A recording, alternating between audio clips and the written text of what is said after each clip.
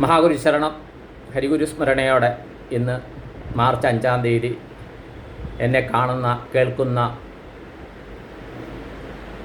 എല്ലാവർക്കും എല്ലാ ദൈവാംശങ്ങൾക്കും ശ്രീനിവാസപ്പയുടെ വിനീത നമസ്കാരം. ഇന്നലെ നമ്മളെല്ലാവരും കൂടി ഗുരുവായൂരേക്ക് യാത്ര ചെയ്തു.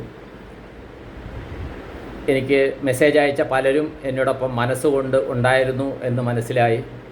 അതിലേറ്റവും അത്ഭുതപ്പെടുത്തിയത് ഇവിടെ നിന്ന് ഇറങ്ങി ഒന്ന് എടപ്പള്ളി എത്തുന്നതിന് മുമ്പ് ഒരു ചേച്ചി വിളിച്ചു. ആ ചേച്ചിയുടെ പേര് കൃഷ്ണൻ്റെ അതീവ ഭക്തിയായിരുന്ന പേരാണ്. ഞാൻ പേര് പറയുന്നില്ല, ഇതിൽ താഴെ ആൾക്കാർ കമൻറ്റ് ചെയ്യുമെന്ന് വിചാരിക്കുന്നു. അപ്പോൾ ചേച്ചിക്ക് അറിയില്ല, ചേച്ചി എൻ്റെ സ്റ്റാറ്റസ് ഒന്നും കണ്ടില്ല, ഇന്നലെ വീഡിയോയും കണ്ടില്ല. അപ്പോൾ ചേച്ചിയോട് പറഞ്ഞു, ചേച്ചിയുടെ 66 വയസ്സുണ്ട് ചേച്ചിക്ക്. ചേച്ചിയുടെ ജീവിത പങ്കാളി 74 വയസ്സിൽ 3 വർഷം മുമ്പ് കൃഷ്ണനെ കൂടെ കൃഷ്ണൻ വിളിച്ചുകൊണ്ട് പോയി എന്ന് അപ്പോൾ പറഞ്ഞ്. അപ്പോൾ ആ സമയത്ത് അദ്ദേഹത്തിൻ്റെ ഇത് എനിക്ക് ഫീൽ ചെയ്തു, എനർജി ഇപ്പോഴും അതെ എനിക്ക് ഫീൽ ചെയ്യുന്നുണ്ട്. നമ്മുടെ മനസ്സിൻ്റെ വേഗതയിലാണ് ഈ ആത്മാക്കൾ സഞ്ചരിക്കുന്നത്. ചേച്ചിയോട് പറഞ്ഞ്, ചേച്ചിക്കും ആ സാമീപ്യം അറിയാൻ പറ്റുമെന്ന് തോന്നുന്നു, എനിക്ക് ഇത് ഫീൽ ചെയ്യുന്നുണ്ടെന്ന് പറഞ്ഞു. കാര്യം അത്രയും തീവ്രമായിട്ടാണ് ആ ചേച്ചി സംസാരിക്കുന്നത്. അപ്പോൾ ചേച്ചിയുടെ അടുത്ത് കുറൂരമ്മയുടെയും പൂന്താനം തിരുമേനിയുടെയും കാര്യം പറഞ്ഞു. കാര്യം അവർ രണ്ടുപേരും മാത്രമേ ഉണ്ടായിരുന്നുള്ളൂ, കൃഷ്ണനായിരുന്നു അവരുടെ കുഞ്ഞ്. ആ കാര്യം പറഞ്ഞു ചേച്ചിയോട്. ആരുമില്ല എന്ന് പറഞ്ഞപ്പോൾ ചേച്ചിക്ക് കൃഷ്ണനുണ്ടെന്ന് പറഞ്ഞു. ഇപ്പോൾ ഒരു ബന്ധുവിൻ്റെ സഹോദരിയുടെ വീട്ടിലോ മറ്റോ ആണ് ആ ചേച്ചി നിൽക്കുന്നത്, എറണാകുളം ജില്ലയിലാണ് നിൽക്കുന്നതെന്ന് പറഞ്ഞു.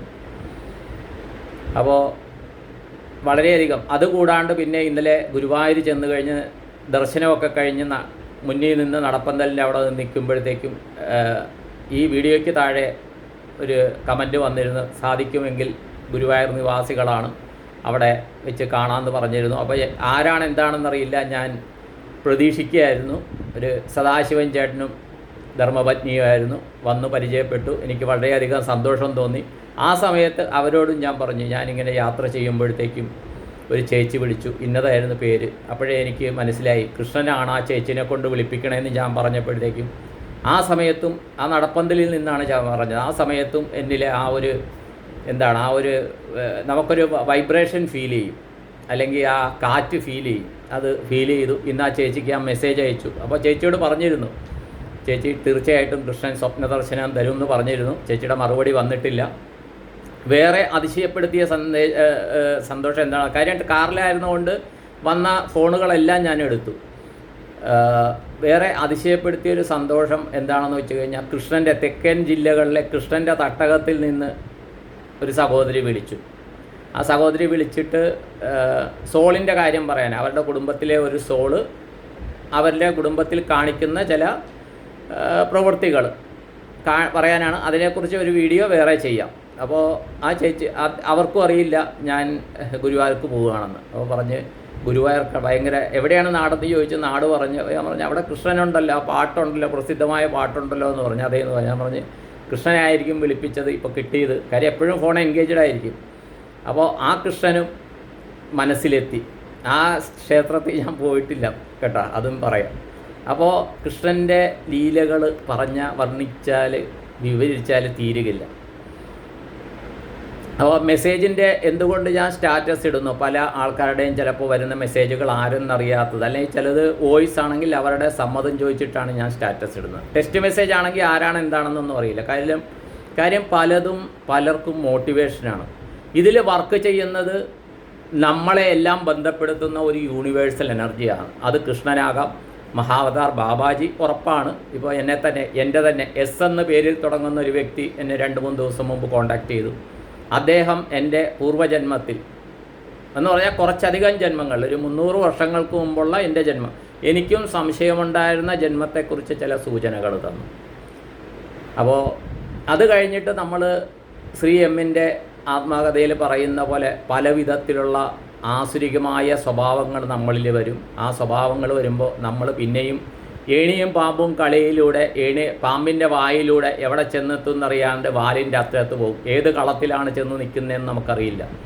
100ൻ്റെ അടുത്തെത്തിയ ആൾ നേരെ 1-ലോ അതിൻ്റെ അടുത്തുള്ള കളങ്ങളിൽ എത്തിപ്പോകും. അങ്ങനെയാണ് കുറച്ച് നാളുകളായിട്ട്, കുറച്ച് ജന്മങ്ങളായിട്ട് ഞാൻ എടുക്കുന്നത്. അപ്പോൾ പരോപകാരാർത്ഥം ഇതം ശരീരം എൻ്റെ ഗുരു ബ്രഹ്മശ്രീകൃഷ്ണൻ ഭ്രാന്തിരി തിരുവേനി പറയാറുണ്ടായിരുന്നു. അത് തന്നെ ചെയ്യുന്നു. എന്നാലും പറയട്ടെ, ഇന്നലെ എത്രയാണ് 4 പേര് ദക്ഷിണ അയച്ചു തന്നു. അതിൽ ചിലർ ദക്ഷിണ മാത്രം അയച്ചു. വാട്സാപ്പിൽ നോക്കുമ്പോൾ ഒന്നുമില്ല. അതിൽ വത്സൻ അതോ വത്സ എന്ന പേരിലുള്ള വ്യക്തി ദക്ഷിണ അയച്ചിട്ടുണ്ട്. ദയവ് ചെയ്ത് ഈ ദക്ഷിണ കിട്ടി എനിക്ക് ഡീറ്റെയിൽസ് കിട്ടിയില്ലെങ്കിൽ ഞാൻ തിരിച്ചയക്കും. കാര്യം ഞാൻ ദക്ഷിണ പണം വാങ്ങിച്ച് ഇത് ചെയ്യാനിരിക്കുന്ന ആളല്ല. ദയവ് ചെയ്ത് വിചാരിക്കുക. കാര്യം വാട്സാപ്പോ മെസ്സേജോ ഒന്നുമില്ല ആ വ്യക്തിയുടെ നമ്പർ തുടങ്ങുന്നത് 94-ലും തീരുന്നത് 97-ലുമാണ്. ദയവ് ചെയ്ത് ഇന്നലെ വൈകിട്ടാണ് ഗുരുവായൂരുള്ളപ്പോഴാണ് ആ ഇത് കിട്ടിയതെന്ന് പിന്നെ നോക്കിയപ്പോൾ മനസ്സിലാകുന്നു. അപ്പോൾ ദയവ് ചെയ്ത് ഇങ്ങനെ ദക്ഷിണ അയക്കുകയാണെങ്കിൽ എന്താവശ്യത്തിന് ജാതകം കണിക്കണമെങ്കിൽ അതിൻ്റെ ഡീറ്റെയിൽസ് ദയവ് ചെയ്ത് പറയുക പ്ലീസ്. ഇങ്ങനെ എന്നെ ധർമ്മസങ്കടത്തിലാക്കരുത്.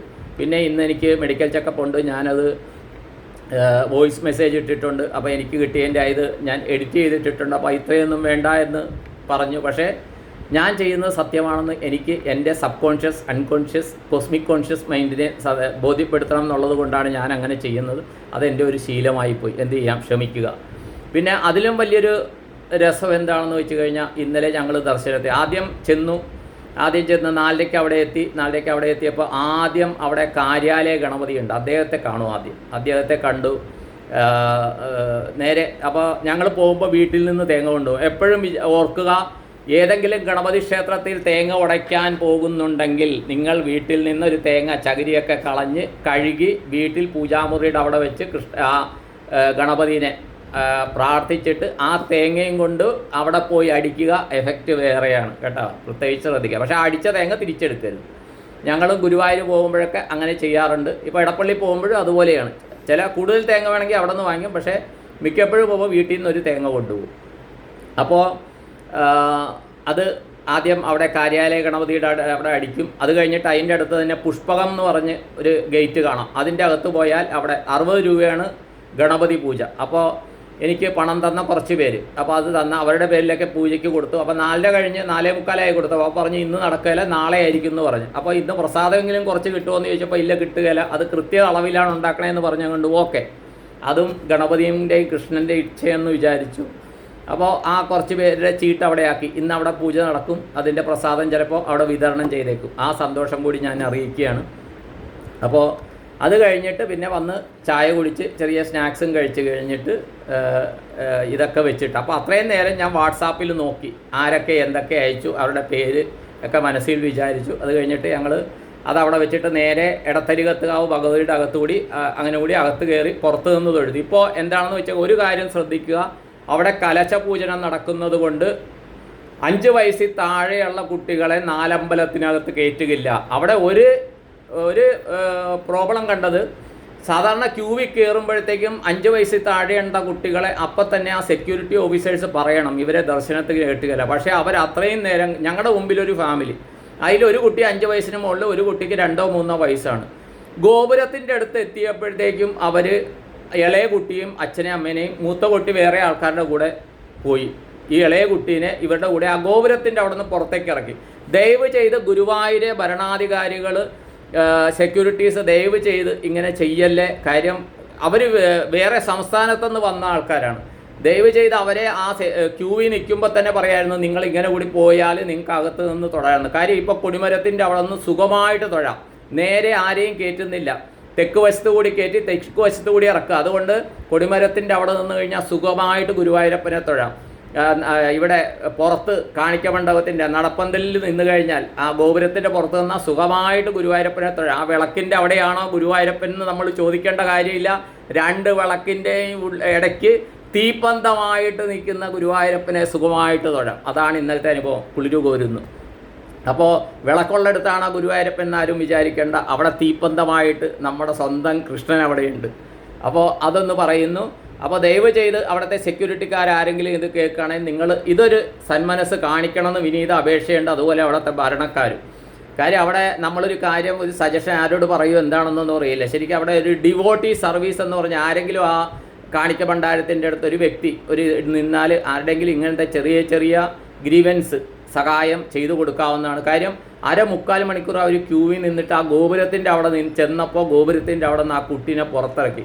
ഗോപുരത്തിൻ്റെ അകത്തുനിന്ന് കയറുന്ന നാലമ്പലത്തിലേക്കല്ല, അവരെ അതുപോലെ അവിടെ നിന്ന് നാലമ്പലത്തേക്ക് കയറ്റിയിരുന്ന, നാലമ്പലത്തിലല്ല, ആ നടപ്പന്തലിനകത്ത് ഉള്ളിലെ ഇതിനകത്ത് എന്താണ് കയറ്റിയിരുന്നത്, കൊടിമരത്തിന് പുറത്തുള്ള ഭാഗത്ത് കയറ്റിയിരുന്നെങ്കിൽ ആ കുടുംബത്തിന് എത്ര സന്തോഷമാകുമായിരുന്നു. അവരെ പുറത്തു വിട്ട ആ വ്യക്തിപരമായിട്ട് ആ ഉദ്യോഗസ്ഥൻ്റെ തെറ്റല്ലേ ഇത്? അദ്ദേഹം ആ കാർമ്മികം വാങ്ങിച്ചു വെച്ചിരിക്കുകയല്ലേ.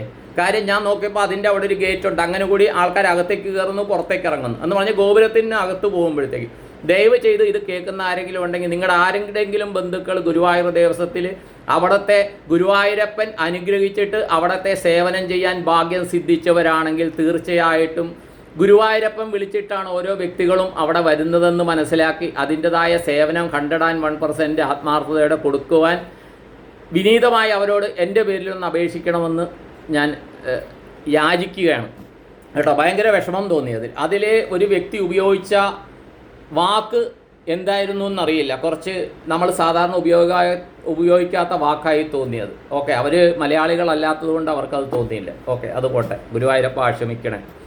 അപ്പോൾ ഗുരുവായൂരിലെ അനുഭവം എന്ന് വെച്ചാൽ കുറേ പേര് കുറേ കാര്യങ്ങൾ പറഞ്ഞു. അപ്പോൾ സാധാരണ ഞാൻ അവിടെ കാണിക്കുകയാണ് ഇടാറ്.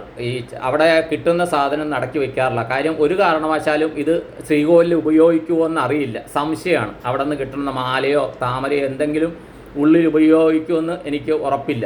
അതുകൊണ്ട് തന്നെ കാണിക്കുകയാണ് ഞാൻ ഇടാറ്. ഇന്നലെ നോക്കിയപ്പോൾ കുറേ പേരുടെ ആവശ്യം വന്നുകൊണ്ട് ഞാൻ എന്ത് ചെയ്തു എന്ന് വെച്ചാൽ എൻ്റെ പോക്കറ്റിൽ, സാധാരണ എൻ്റെ പേഴ്സിനകത്ത് ഇതുണ്ട്, ഒരു മയിൽപ്പീലിയുണ്ട്. ഇതെന്തിനാണ് വയ്ക്കണമെന്ന് ഞാൻ പിന്നെ പറയാം കേട്ടോ.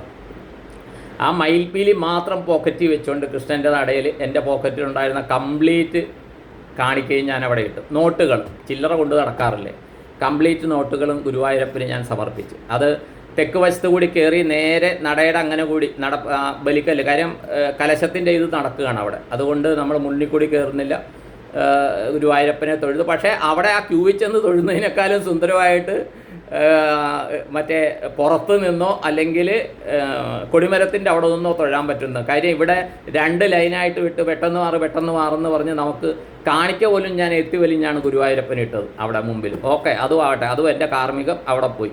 അപ്പോൾ അത്രയായിട്ട് അത് കഴിഞ്ഞിട്ട് പിന്നെ ഇടത്ത് കാര്യാലയ ഗണപതി ഉണ്ട്, അവിടെ ഇടത്ത് വശത്ത് ഒരു ഗണപതി ഇരിപ്പുണ്ട്. ഞാനിവിടെ ഉണ്ട് എന്ന് പറഞ്ഞൊരു ചെറിയ ഇടനാഴി കൂടി നമ്മൾ പോയി കാണുക.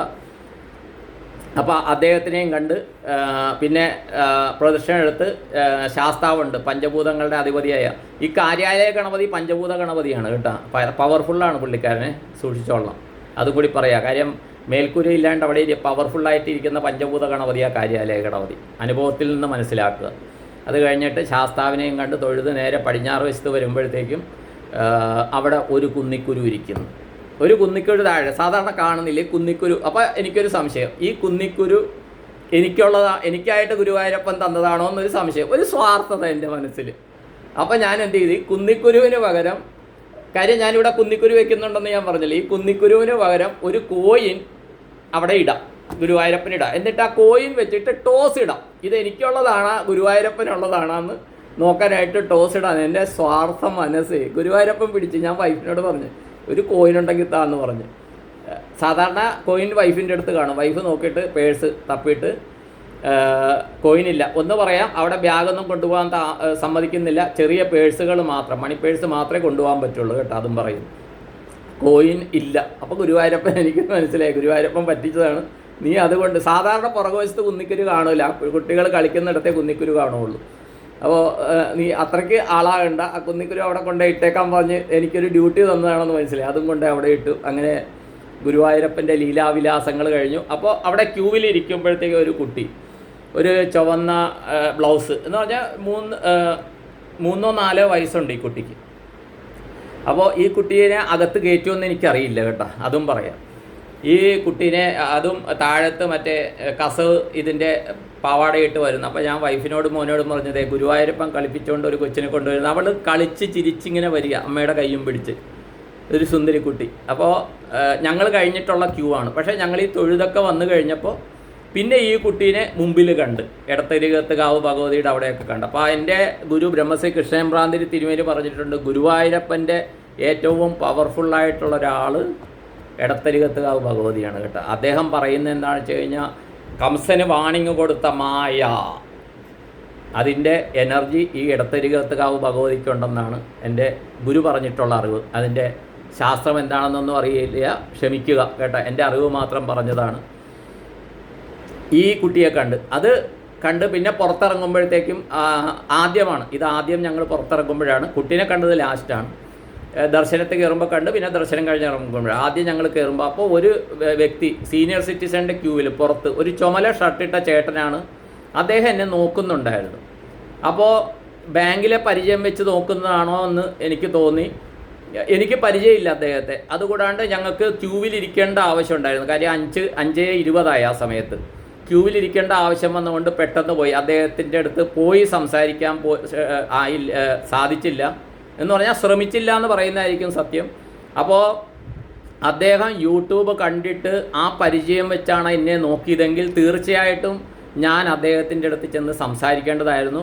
അപ്പോൾ അങ്ങനെ യൂട്യൂബ് കണ്ടിട്ട് ആണ് അങ്ങ് എന്നെ നോക്കിയതെങ്കിൽ, അങ്ങൊരു കണ്ണാടി വെച്ചിരുന്നു, ഒരു വട്ടമുഖം, ഒരു ചുമല ഇളം റോസ് കളർ ഷർട്ടാണ് അങ്ങ് ധരിച്ചിരുന്നത്. അങ്ങ് ഈ വീഡിയോ കാണുന്നുണ്ടെങ്കിൽ ദയവ് ചെയ്ത് എന്നോട് ക്ഷമിക്കണം. ദയവ് ചെയ്ത് ഞാൻ എല്ലാവരോടും പറയുകയാണ്, ഇന്നലെ സദാശിവൻ ചേട്ടൻ, അദ്ദേഹത്തിൻ്റെ ഭാര്യ, അവരിങ്ങനെ ദൂരെ നിന്ന് നോക്കുമ്പോഴേ എനിക്ക് മനസ്സിലായി എന്നെ കണ്ടിട്ടാണ്. അപ്പോൾ ഞാൻ എഴുന്നേറ്റ് ചെന്നിട്ട് ഞാൻ ചോദിച്ചു. അപ്പോൾ ശ്രീനിവാസപ്പൈ, ശ്രീനി എന്ന് പറഞ്ഞ ഞാൻ തന്നെയാണ് ശ്രീനിവാസപ്പൈ എന്ന് പറഞ്ഞ്. അപ്പോൾ ആരെങ്കിലും ഞാനൊന്ന് സംശയം തോന്നുന്നുണ്ടെങ്കിൽ ദയവ് ചെയ്ത് ഒന്ന് കൈ കാണിച്ചാൽ മതി, ഞാൻ നിങ്ങളുടെ അടുത്ത് എത്താം. കാര്യം ഗുരുവായൂരപ്പനായിട്ടാണ് നിങ്ങളെ എനിക്ക് കാണിച്ചു തരുന്നതെന്നുള്ള ഉത്തമബോധ്യമുണ്ട്. പക്ഷേ ആ ചേട്ടനോട് ചെയ്തത് പിന്നെ ഞാൻ ആലോചിച്ചു. പിന്നെ ഞാൻ വിചാരിച്ചു ദർശനം കഴിയുമ്പോൾ ആ ചേട്ടനെ കാണുമെന്ന് വിചാരിച്ച് ഞാൻ ചുറ്റും നോക്കി, ആ ചേട്ടനെ കണ്ടില്ല. ക്ഷമിക്കുക ചേട്ടൻ ഇതിൻ്റെ ഈ യൂട്യൂബ് ചാനൽ കാണുന്ന ആളാണെങ്കിൽ ഞാൻ ചേട്ടനോട് ക്ഷമ ചോദിക്കുന്നു. ആരെങ്കിലും ഗുരുവായൂരപ്പൻ സാധിച്ചാൽ ഒരു ദിവസം ഗുരുവായൂർ ഉത്സവത്തിന് വന്ന് ഒരു ദിവസം അവിടെ ചിലവാക്കണമെന്ന് എനിക്കുണ്ട്. ഇതുവരെയും പോയിട്ടില്ല. അപ്പോൾ ഒരു ദിവസം രാവിലെ പോയി അവിടുത്തെ അന്നദാനത്തിൽ പങ്കെടുത്ത് വൈകിട്ടത്തെ അവിടെ എന്താണ് കഞ്ഞി ഒക്കെ ഇതാണെന്ന് പറയുന്നു. ഇന്നലെ ഗുരുവായൂരപ്പൻ പറഞ്ഞു, നിന്നെ അതിന് വേണ്ടിയിട്ട് ഞാൻ ഗുരുവായൂരേക്ക് വിളിപ്പിക്കുന്നുണ്ടെന്നുള്ളൊരു സൂചന തന്നു. ആരെങ്കിലും അവിടെ നിന്ന്, എനിക്കറിയില്ല അതിനെന്ത് ചെയ്യുന്നു. പ്രത്യേകിച്ച് ഞാൻ ഈ പഞ്ചസാര ഫാക്ടറിയുടെയൊക്കെ ഉടമയായതുകൊണ്ട് എൻ്റെ ഈ കാര്യങ്ങൾക്കെല്ലാം ഒരു സമയക്ലിപ്തതയുണ്ട് കേട്ടോ, അതും പറയുന്നു. അപ്പോൾ ആ ചേട്ടനോട് ഞാൻ ക്ഷമ ചോദിക്കുന്നു.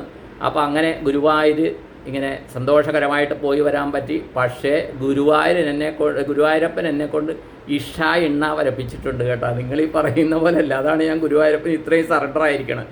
അതിൻ്റെ കഥയല്ല, സംഭവം ഞാൻ പിന്നെ പറയാം. കാര്യം ഒരു 2002-2003 കാലഘട്ടത്തിൽ ഞാനൊരു ധൃതി കാണിച്ചു, മനസ്സിലായി. അത് പിന്നെ പറയാം. ഏതായാലും ഇപ്പോൾ ചെക്കപ്പിന് പോകേണ്ട സമയമായി. പിന്നെ നിങ്ങൾ തരുന്ന സന്തോഷം, അനുഗ്രഹം, നിങ്ങൾ കാരണം, സഹകരണം കാരണം എൻ്റെ സന്തോഷം കൊണ്ടിരിക്കാൻ എൻ്റെ ഹൃദയം തുടിക്കുകയാണ്. അതുകൊണ്ട് എൻ്റെ ഹൃദയം പൂർവാധികം നന്നായിട്ട് പ്രവർത്തിക്കുന്നു എന്ന് എനിക്കറിയാം.